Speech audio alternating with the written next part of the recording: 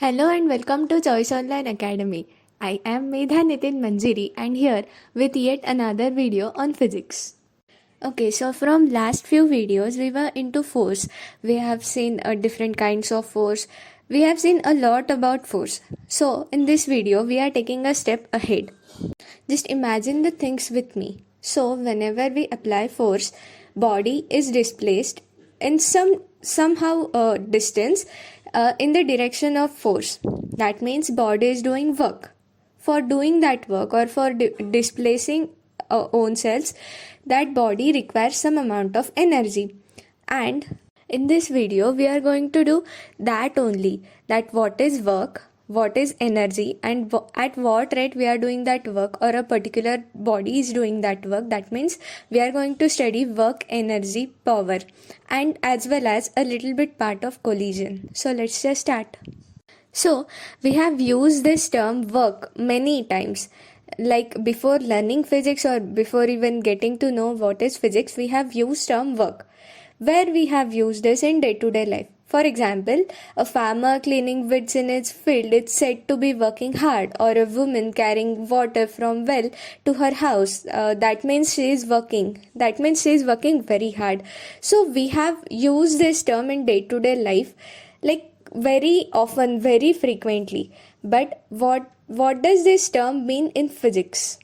So in physics, work is said to be done when a force applied on a body displaces the body through a certain distance in the direction of force. As simple as that. Simply, a force is applied on the body. As we have seen in the previous video, when the body starts moving, that in that condition, when body starts moving, that means it is displacing by some amount of distance. And in what direction it is displacing? It is displacing in the direction in which we are applying force. So that means work is done. So let us just take a look at one of the condition of work done, that is work done by a constant force. For that, look at the diagram on your screen. Block is at position 1 and force of F is being applied to the block, making angle of A with the horizontal. Now simply resolving that force, F sin A, which is perpendicular to the displacement, and F cos A, which is in direction of displacement. So as a part of definition, component of force which is in direction of displacement. Here F cos A is in direction of displacement. Hence simply formula of work done is F cos A into S. That means force component into displacement. That means going from position A to position 2.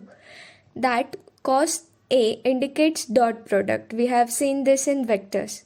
So work done by a force is equal to scalar or dot product of force and displacement of that body. Now finding out dimensions of work done is way too easy task for you, and unit of work done is joule. There is one more system called gravitational unit. We are going to see that further. Then nature of work done. So there are three types of nature: positive work, negative work, and zero work. So let us just take a look at it one by one with some cool examples. So first is positive work. So positive work means that force or a component of force is parallel to the displacement. For example, if you are lifting a weight, or a weightlifter is lifting a weight from the ground, so that lifting force which is applied by that weightlifter is in the direction of displacement. Hence, that lifting force is in the positive direction, or that work done by that lifting force is positive. Then negative work. Negative work means that force or its component is in opposite direction. That means anti-parallel to the displacement. So the same example which we have seen. So that weightlifter is lifting that weight from the ground. So when a person lifts a body from the ground, the work done by the downward direction, that means force of gravity, work done by that force of gravity is in negative direction. That means that work is negative. Then zero work. For zero work, there are three conditions. So first condition is if the force is perpendicular to the displacement. So just remember, we have seen a centripetal force, a term called centripetal force in circular motion. So when a body moves in a circle, the work done by the centripetal force is always zero. And why is it zero? Because as we have seen there also, here force is perpendicular to the displacement. Then second condition is when there is no displacement, work done is obviously zero. How displacement can be zero? First of all, if a person is trying to displace a wall from its place, so that's impossible. So that means there is no displacement, hence work done is zero. Then the third condition is when force is zero only. So when force is not being applied on that body, how a body can do that work? For example, motion is a motion of an isolated body in a free space or in the vacuum. So that means their work done is totally zero. So how can we decide that a particular body can do a work or not? By looking at that body's capacity. So what does that term mean actually? The energy of body. Exactly. The energy of body is simply defined as capacity to do any type of work by that body. In more simple words, energy of the body is a total quantity of work done by that body. Hence, by that reason, it is a scalar quantity and having same dimensions and units as of work. There are various forms of energy like mechanical energy, chemical energy, electrical energy, magnetic energy, and there are various devices which can convert one form of energy into another form of energy. But we are just taking a look at mechanical kind of energy, which has main two types of energy, that is kinetic energy and potential energy.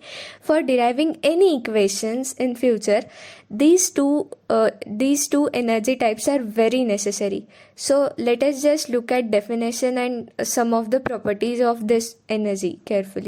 First is kinetic energy, that means energy possessed by a body by virtue of its motion. Simply, it's known as kinetic energy. So from examples, you will be getting more clear idea about this. So first example is flowing of water possesses kinetic energy, which is used to run a windmill. You have seen concept of windmill somewhere, and the flowing water that possessing that kinetic energy, which is that kinetic energy is being used to run that windmill. Also, moving vehicles possess kinetic energy, moving air particles, and bullet fired from the gun has that kinetic energy, and because of that kinetic energy, that bullet can penetrate the target. Then there is a potential energy, which is the energy possessed by a body by virtue of its position relative to the other body's position. Then examples of potential energy. Simply, a body at certain height before it starts moving actually.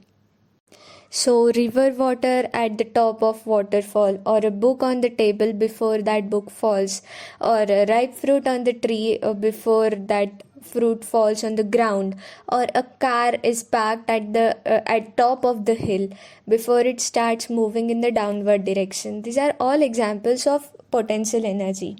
Then there is a term called power, which is defined as rate at which body can do work. So there are two terms related to this. First is average power and second is instantaneous power. So what does average power mean? It means average work done per unit time. And instantaneous power means power at that particular instant. Also, instantaneous power is just a scalar product of force with velocity. Now how is it? Try to remember formula of work, which is force into displacement. Power is just force into displacement divided by time. So F into ds by dt. We have seen earlier that ds by dt is equal to v, v means velocity. So power is equal to scalar product of force into velocity. From this, dimensions of force or dimension of power is very easy to formulate. Hence, it's a task for you. And unit, as we can see from the formula, that it is joule per second. Also, joule per second is also called as watt. Then one of the main part which we are studying today, which is called as collision. So from the word, simply it indicates that it is telling us about colliding of two bodies or events happening when two bodies actually collide or interact with each other. Now, definition in physics of this collision is also very simple, but just try to remember or try to listen to me very carefully. So, collision is an isolated event in which a strong force acts between two or more bodies for a shorter amount of time, which result in the interchange or a change in the energy, momentum, and everything of that particle. So, before going any further, starting with exception, in collision, particle may or may not be interact with each other. Like let's just take example. So collision between bat and ball. There is a real physical contact between bat and ball. But while in collision of alpha particle by a nucleus, remember Rutherford scattering experiment, which you have seen in chemistry or something. So there is no physical contact. One more thing which should be clearly remembered before going any further in collision. So, when two bodies interact, the magnitude of that interacting force is often unknown. That means that should be found out while solving examples or in general. But Newton's second laws of motion cannot be used there. So, the reasons are very, very common, very clear, which we will be seeing further. But here we cannot use Newton's second laws of motion. Instead of that, we have to use conservation of momentum or conservation of energy, which is basically energy can neither be created nor be destroyed. So we have to solve every example with these formulas and not with this Newton's second laws of motion. So we are going to see the reason for this, but if you can figure out the reason, let me know in the Telegram group. Then there is a term which is to be introduced, which is known as coefficient of restitution. So this simply coefficient of restitution is just a ratio between a final and initial speed or relative speed between two objects after they collide. So starting with stages of collision. So just take a look at diagram very carefully. There are three distinct stages of collision which are identifiable, namely before collision, during collision and after collision. So the entire study of collision is related to these three stages only, that what is happening if before collision, what is happening exactly at that moment of collision, and what is happening after the collision. So these stages are very important, as you can see on the diagram on your screen. M1, M2 before collision, M1, M2 during collision and M1, M2 after collision. Then there are types of collision. So on the basis of conservation of kinetic energy, there are three types of collision: perfectly elastic, inelastic and perfectly inelastic. Then on the basis of direction of colliding bodies, there are two types of collision, that is head-on or one-dimensional collision or oblique collision. So we are just taking a look at the definitions of it one by one. So first is perfectly elastic collision. So if in the collision, kinetic energy after collision is equal to kinetic energy before collision, then the collision is perfectly elastic. So here coefficient of restitution is 1 and the essential condition is kinetic energy of final is equal to kinetic energy of initial. And examples of it are like collision of atomic particle or bouncing of the ball with the same velocity after collision with the earth. Then inelastic collision. So if in the collision, kinetic energy after collision is not equal to kinetic energy before collision, then that collision is inelastic.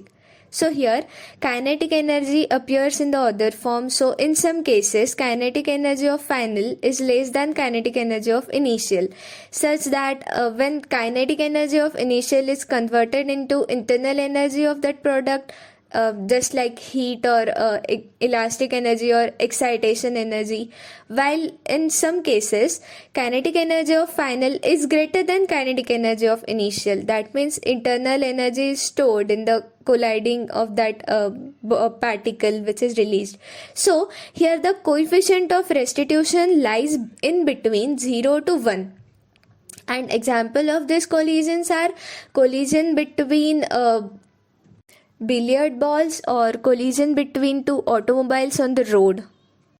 Then there is perfectly inelastic, which is last part in conservation of kinetic energy, which is like if in the collision two bodies stick together or move with the same velocity after collision, then that collision is perfectly inelastic. So here coefficient of restitution is 0, and examples of it are collision between a bullet and a block of wood into which it is fired, where bullet remains penetrated in that block only. Then on the basis of direction of colliding bodies, first is head-on or one-dimensional collision. So as the name suggests, in a collision, if a motion of colliding particle before and after collision is along the same line, then the collision is said to be head-on or a one-dimensional collision.